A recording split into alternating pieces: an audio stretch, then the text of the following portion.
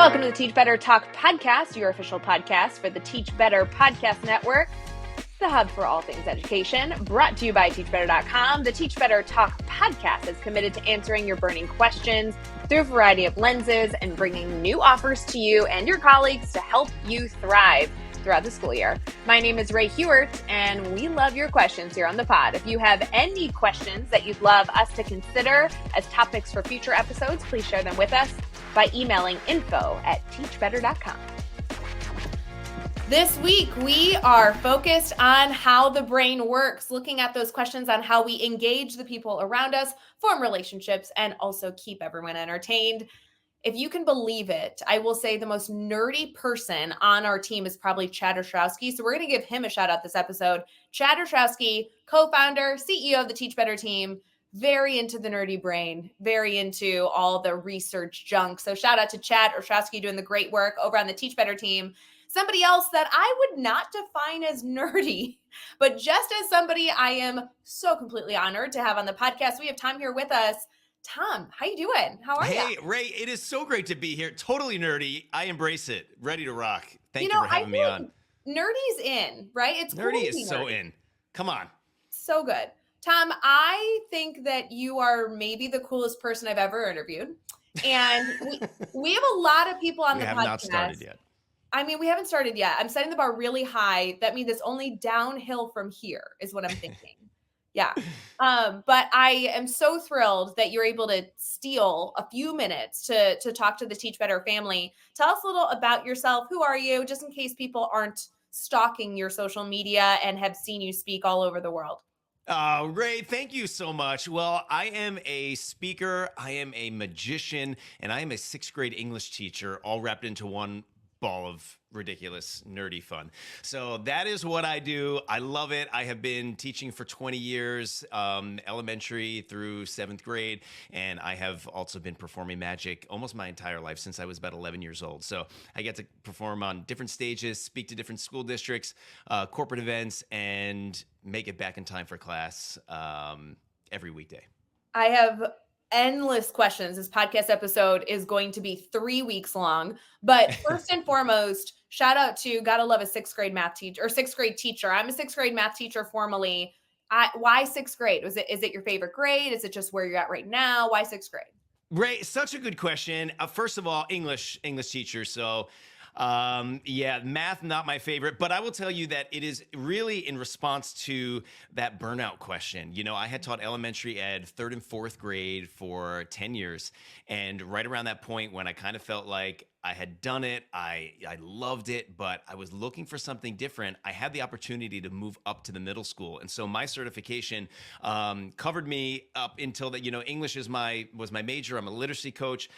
So I loved, ELA to begin with. And I got really lucky with teaching 6th grade English. So that's where I landed. And it was phenomenal. I didn't think I would love it as much as I did. Man. Okay. So I'm going to ask the nerdy questions. We got to get this one out of the way. English teacher. It either means that you teach just reading, just writing, or you do it together. Which one are you doing currently?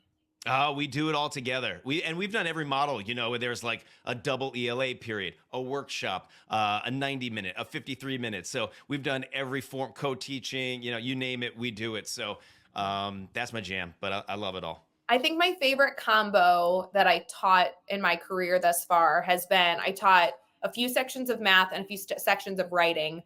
But as the Teach Better family will know, you never want me teaching reading. That would be the worst idea. So the fact that you've been able to be so successful in that realm, amen to you, that someone's got to do it, right? I bet you are way better than you're saying and leading on to, but. Ooh, no, that would be the worst idea. Because people would be like, how do you teach someone to read? And I'd be like, audiobooks. That would be the way to go. Always. It helps. It does. It helps, right? It helps. I mean, I bet that you have a lot of strategies that I could learn from. I probably should take your class and jump back into the 6th grade. Anytime. So you obviously are a full-time teacher, which I want to highlight. I don't know how you do anything else because it looks like you also might have a hobby or two. One of which that, if for those of you who are not following Tom on social media, this is going to be your new scroll obsession. You also do some other fun stuff, one of which is I see some magic happening What's going on there? Come on. Well, Ray, it kind of leads into everything about brain-based learning, what we know about the brain. And the funny thing is when magicians research what an audience reacts to in the most positive way, it is not just the feeling and the amazement of seeing something happen that they expect it to happen, even though it's amazing. Somebody could be floating in air, somebody could disappear, but it's actually the element of surprise. And what that tells us is that what the brain is not anticipating, but is pleasantly surprised with, that turns something on in our brains that makes us all the more captivated and leaves us with that feeling of awe, right? That wonder. And that is what we go for, because anybody can tell you something. We have all the information we need right in our pockets, but it's the feeling that we can instill in our students that changes everything. So when I can bring that element of surprise to my classroom, it's like, boom, we've accomplished our goal. And you keep your audience engaged, which is your students. You want their buy-in, you want them coming back for more. But magic has always done that for me. And in a way, I guess because I'm an English teacher, I just always saw the construct of a routine as like a plot map. It was just like a story. And we all have a story. And when you can connect whatever your content in the classroom is to a story, and ultimately to yourself, and then to your students, to them, each of themselves, I think that's when you have the ultimate buy-in, and they care. Well, and this really gets into the key question we're eventually going to get into in this podcast. So stick with us here on Teach Better Talk. We are talking all week on how the brain works. And I have to tell you, I had suggestions to interview doctors. I had suggestions to interview PhDs. I had suggestions to interview, brain researchers and educators. I think bringing in an educator magician is the most creative way to look at the brain, because there is no way that you can be successful performing at any level, much less using magic, without really knowing how your audience operates. So I'm very, very excited to get into that. From there, you've also brought in, I'm sure, a lot of this knowledge into the speaking that you've been able to do, and also the opportunities you've had to do some training for people, whether they be in school districts or at corporate events. For sure. And it's funny because I had done a keynote with magic for companies, for corporations on several different topics. And in a way, I almost suppressed the fact that I was a teacher for years and years. I didn't want this Fortune 100 company standing in front of 1,500 people at this conference and doing this big event to think that same person was going to sit on the carpet with a bunch of fourth graders or sixth graders on Monday. And it wasn't until recently that I really embraced both of those worlds. And that's what I share with my students. It's really understanding that this is me. This are all the parts of me.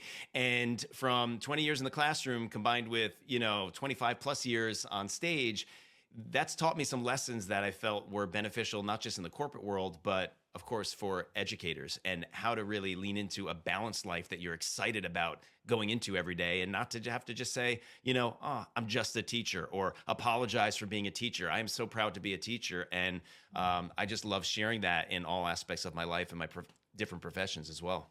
Yeah, we have to get into that conversation first and foremost, because I work with so many educators that feel as though the only skill set they have is being a teacher.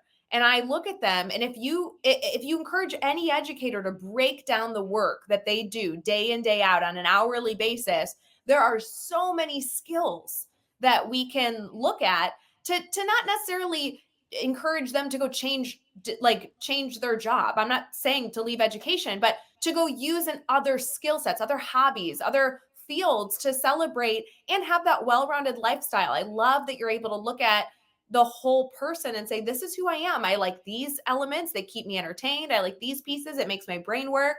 And I get to live this very fulfilled life because I have such a rich skill set that I can offer in so many different industries. You hit the nail on the head. If you're not going for fulfillment, your career, no matter what it is going to be up and down. And we teach our students that, right? That's looking for happiness, and we're striving for joy. So instead of just kind of reaching for the content with your students, and as far as just thinking that the next, salary raise is going to make you happier, what really keeps me fulfilled is coming to work with a sense of purpose and a balance in my life, and then showing that to my kids, not just the English content, but the life content. Here's me as a person. And I think that's so important. One of the first few questions I really wanted to know about you is going to transition perfectly here, because I not only wanted to hear about how you got into magic and why you went into teaching, but one of the things that comes to mind now is really reflecting on how you knew what pieces to take from the things you enjoy and really put it into your life intentionally. I think as adults, sometimes we get into a rut where, okay, I'm a mom, I'm a teacher, maybe I need a hobby. I'm going to go do a yoga class, or I'm going to become a runner. And we come very tunnel visioned with the hobbies we could potentially go have. Maybe someone listening, you could be really good at ceramics and have no idea. Go try it, right? So how did that transition happen for you? How did you decide that the place that you ended up blending the hobbies you enjoyed in a fulfilling mixture? Well, it was a natural progression for me because my father was a school principal. My mom is a music teacher. And so education was a part of our world, but they always brought in that element of surprise. My dad ran his school unlike the school that I went to. And on a day off from my school, I would get to go visit his, and you're seeing stuff pop out of the walls, music pipe through the hallways. I mean, it was just like stuff was crazy. It was happening. It was the Walt Disney World of elementary schools. That's my dad, right? And my mom brought the same thing to what she did. So he approaches life, both my parents still to this day, as anything is possible. Anything is possible. And just because he was in education, it didn't mean that we couldn't have a great vacation, or he couldn't find a way to get that sports car that he wanted. And he built cars on the side, and he did all these great things. So I always, from a young age, had multiple interests and just realized, hey, that might not just be some superfluous thing that as a kid, it's cute that I like magic. But I actually said, let me bring that with me. It's the perfect vehicle to help tell the story. It's the perfect vehicle to bring any other profession, I think, to light and put that accent mark on it to bring people into that sense of wonder and feel something, leave them changed. So that was always my goal. I didn't know for sure I wanted to go into education when I was in high school, but by the time I went to college, I started to realize, hey, this wasn't just something to settle on.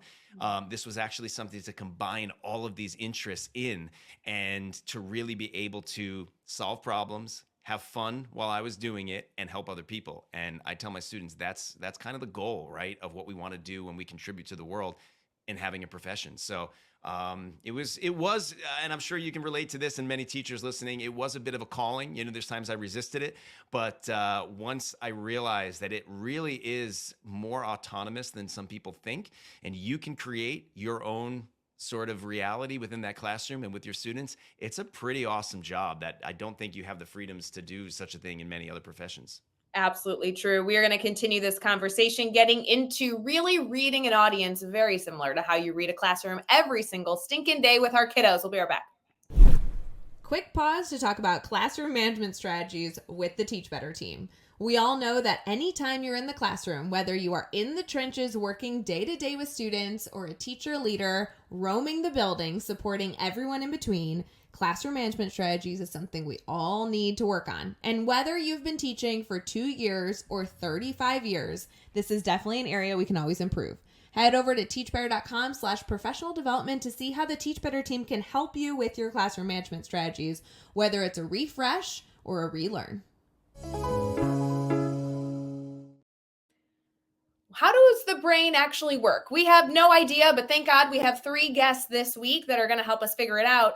Tom, you have highlighted so many things thus far, but one of the things I am eager to hear about is how you're able to read an audience and provide surprising elements to a presentation.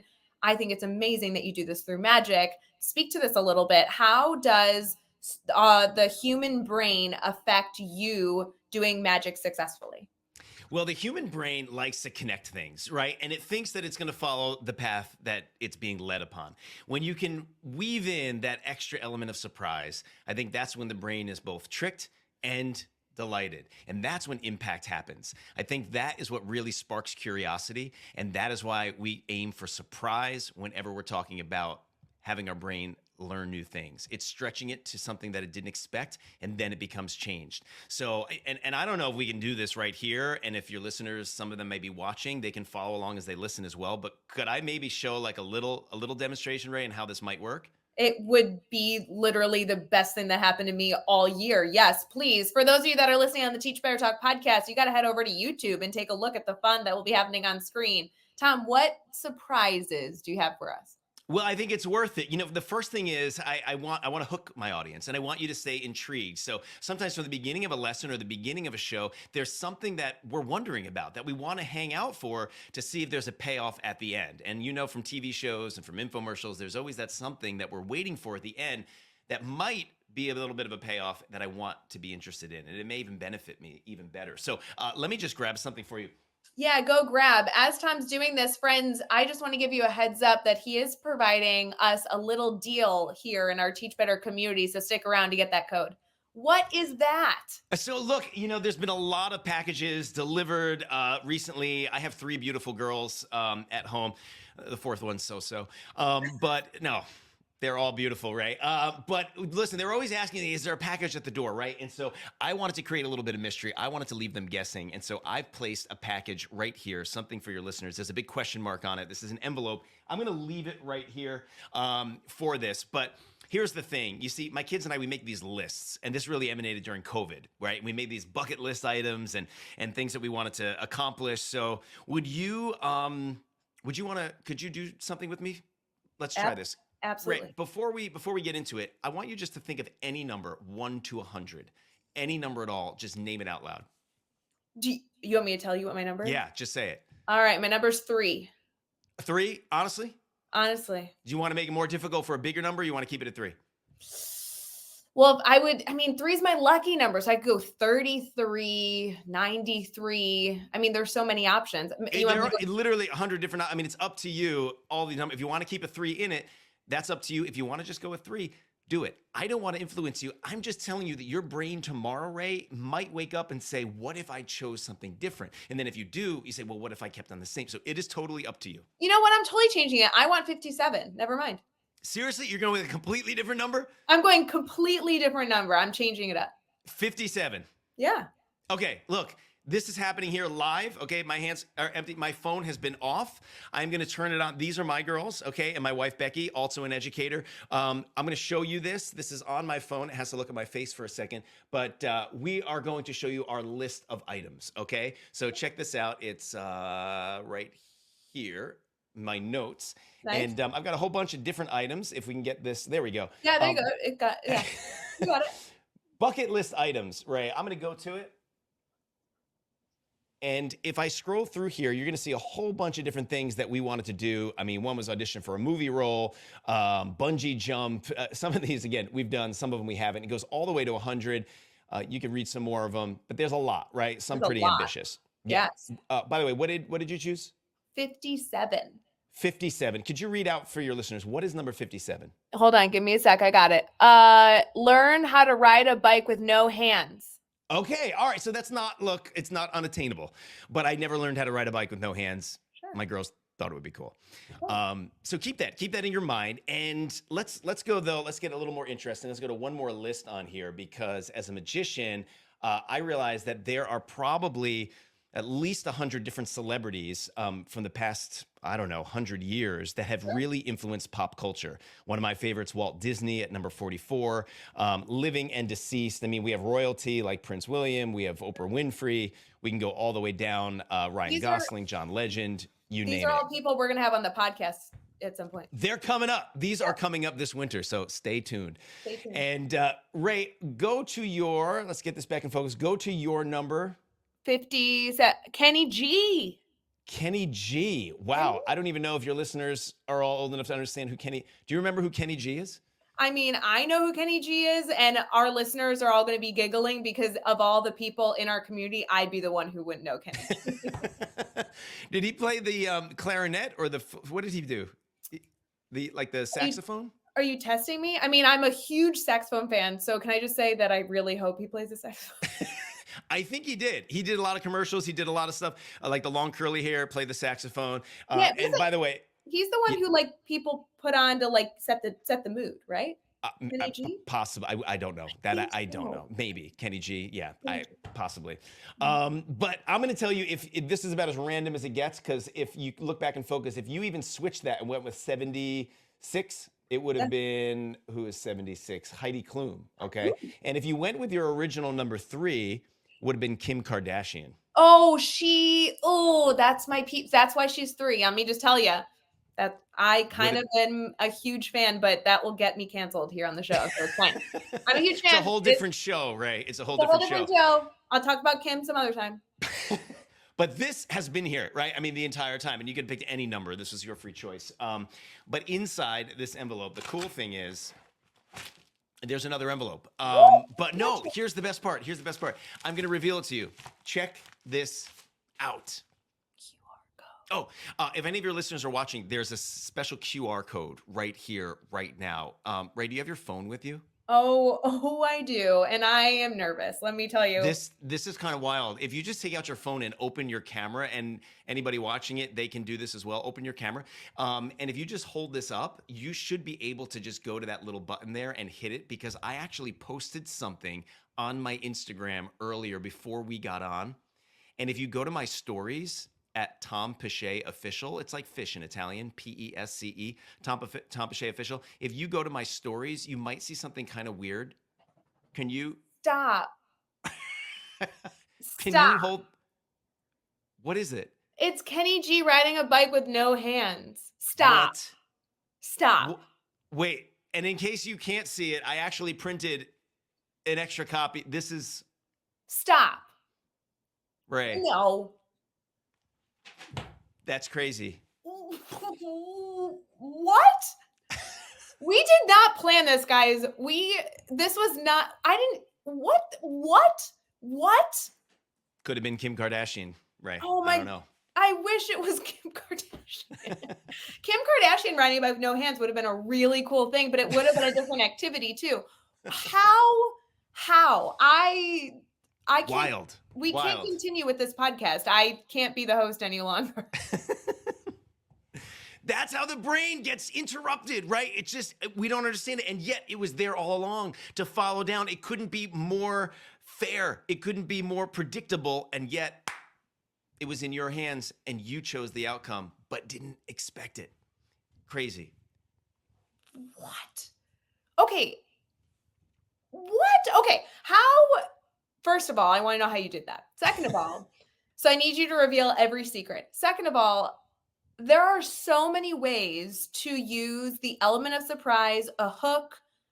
You pulled in like popular people that an audience would know. You pulled in activities that many of us would have on our bucket list. You did all of that. And you could do it with your classroom. It's exactly right. It's kind of like creating a premise, number one, that your students care about. So if I'm teaching middle school, I mean, my characters and my scenarios that I'm going to set up and talk about, they have to be different than what they would be in third grade or fourth grade. And when your kids notice, you don't, by the way, have to be the hippest, coolest teacher, right? I mean, we're all self-proclaimed nerds here. So I don't try to keep up with every latest trend, but the fact that you might do a little bit of research and you might be able to kind of listen and tune into where your kids are at, they will appreciate that so much. And that's what I do for, the other side of my business when I'm doing something for a company or a school district. It's the homework that I put in to research their core values, to research what they produce, what they do, where they've been, what their story is.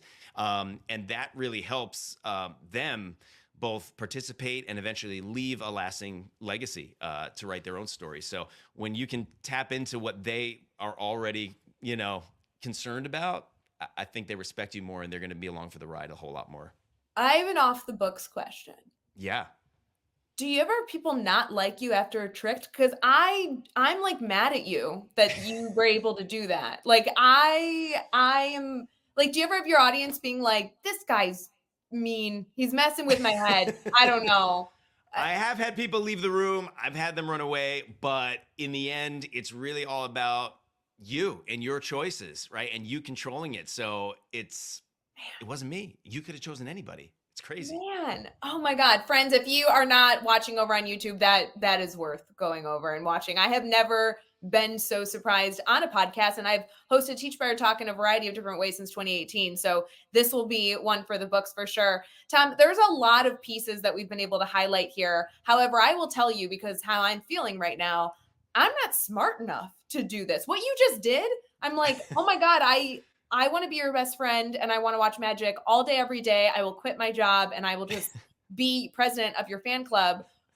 How does a teacher get started when I myself am sitting here saying I should quit teaching because I'm not as cool as Tom? Like that's where I'm at. No, look, Ray, we're all best equipped to help the person that we once were. Like that is the whole basis of everything that I'm doing right now. I feel like I've at least been at it enough to now be a little bit wiser to say, what is it that Tom of 10 years ago needs to hear right now? What is it that, Ray can contribute to Ray of 5 or 10 years ago? And that's all we need to do. If you've been through something, like you can now teach something. If there's something that you've experienced like that, it might not be a skill like a juggling or a magic trick, but it's something that you can now relate to other people on, that you have an expertise in because you've experienced it. And when we can share that experience, again, we're tapping into the feelings of who we're serving. And that's everything.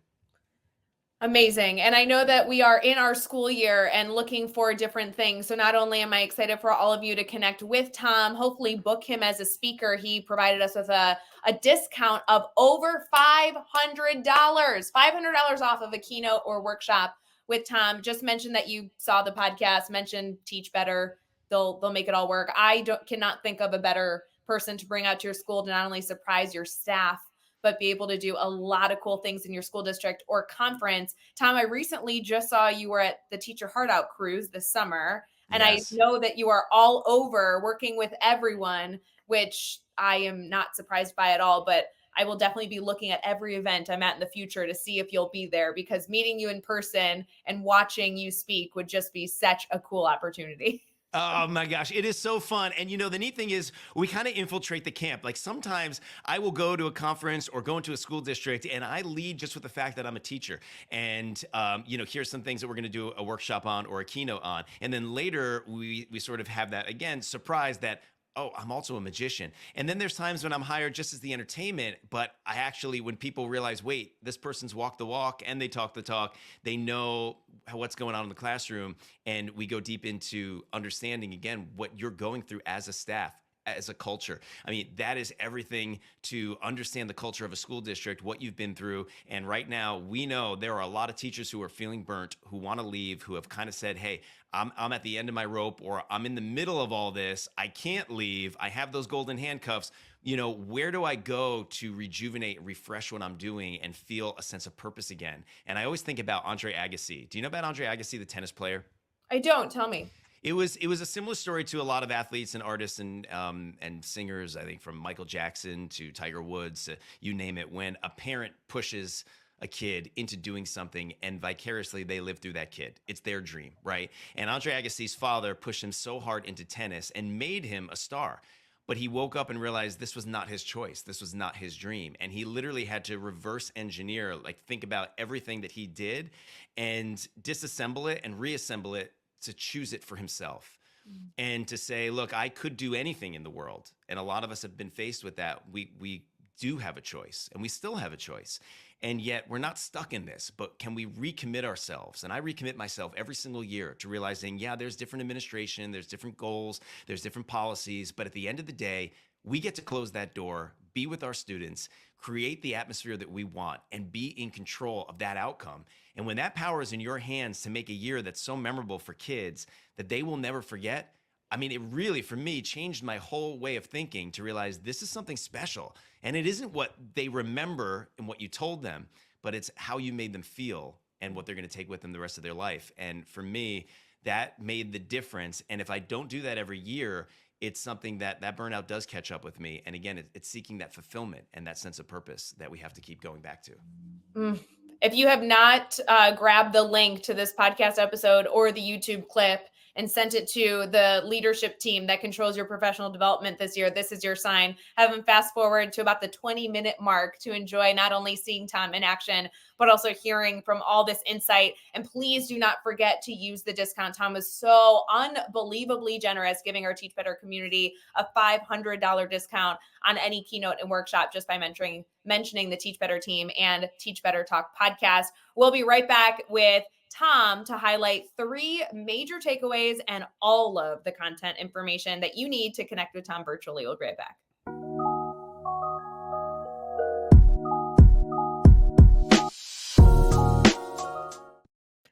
So how does the brain work? I don't know, but I am going to say that elements of surprises and hooks and I'm obsessed with magic. And that's definitely how my brain works. Tom, this has been an incredible episode. I'd love to highlight some main takeaways, not only from you that you want to make sure our community hears, but also maybe some conversational elements that you really want them to pay special attention to. Maybe something about your story in the beginning that had nothing to do with how the brain works, but allows all of us to be better learners and better educators each and every day. Once we have those three things, I also want you to please share your contact information, because our community is going to need to visit your website, stalk you on social media, all the places.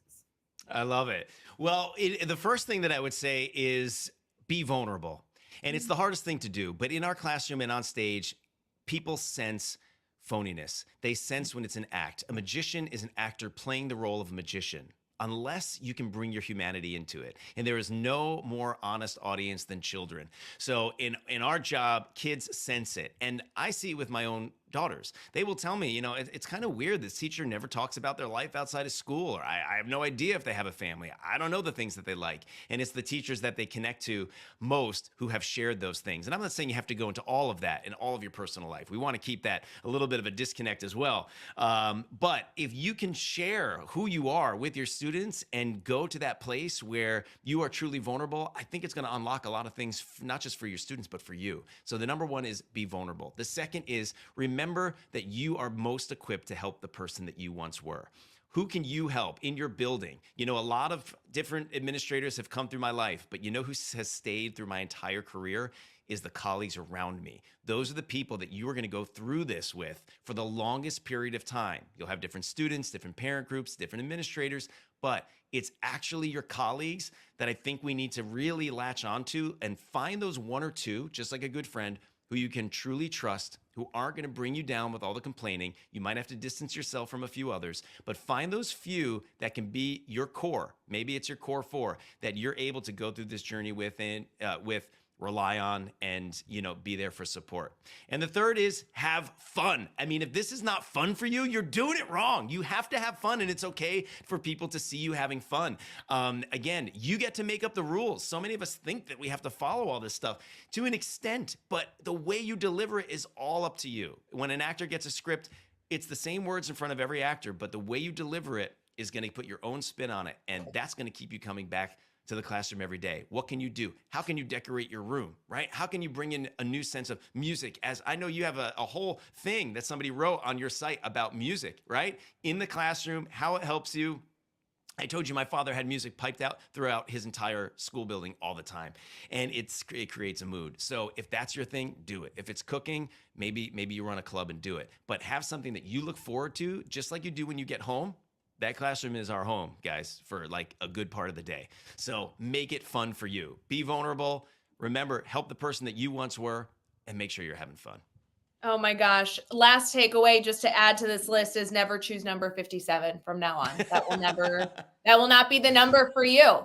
Not be the number for you. Tom, how can our community here not only follow you on social media, but also use their $500 off any keynote or workshop with you by just mentioning the Teach Better team or Teach Better Talk podcast? Where do they go? Yeah, just reach out. You can email me at info@tompasce.com.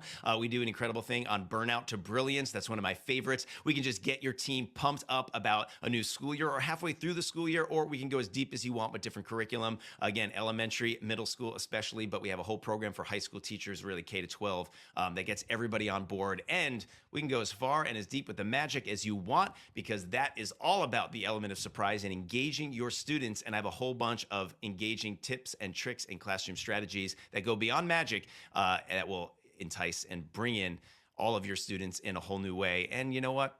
I'll probably be teaching a few tricks as well. So if you like magic, let me know. You can reach out that way. And of course on Instagram at Tom Pasce Official. On social, you can find me there. So fun. Friends, if you ever have any issues connecting with anybody here on Teach Better Talk, but especially Tom, please feel free to reach out. Happy to connect you with him. And if you bring him to your school, I'll be showing up just to meet him. So I hope that's okay as well. Tom, thanks so much for joining us. This was an incredible episode. Listeners, thank you so much for making it all the way to the end. And because you made it to the end, maybe head over to wherever you listen to podcasts on Apple, Spotify, Google Podcasts, wherever, and leave us a review, rate, and do all that subscribing stuff, because it really helps us reach more people and get cool guests on the show, just like Tom. Tom, thank you again. This was unbelievable. Ray, thank you. Thank you so much.